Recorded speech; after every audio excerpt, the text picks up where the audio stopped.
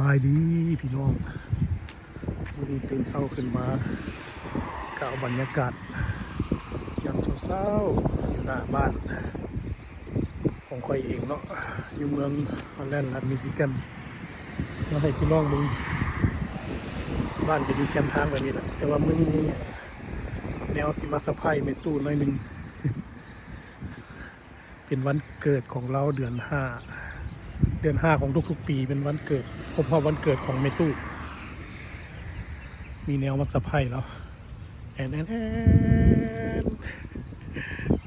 แนวสะพายเมตู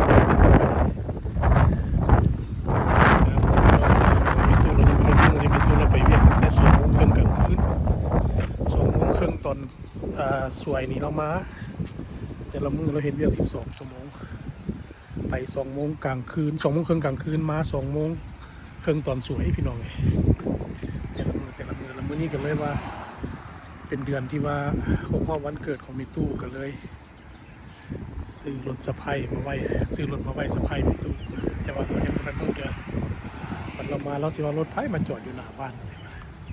แต่สิบอกเราว่าโอ้รถเจ้ากันแล้วมิตู้เอ้ยเดี๋ยวเราก็สิดีใจก็สิเป็นประมาณนี้ครับพี่น้องเลย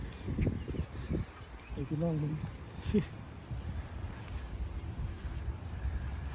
งามบ่พี่น้องงามบ่ต้องควรวันเกิดเมตู้เด้อขอให้คำคูณร่ำรวยคำคูณขอให้มีแต่โชคแต่ลาภขอให้มีแต่ความสุขความเจริญคำคูณร่ำรวยโชคมานลมเก็บอย่าให้ได้ความไข่อย่าให้มีเด้อพี่น้องก็คือกันนะพี่น้องเลย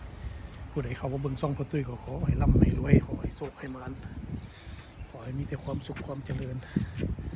บ๊ายบายเลยพี่น้องเด้อ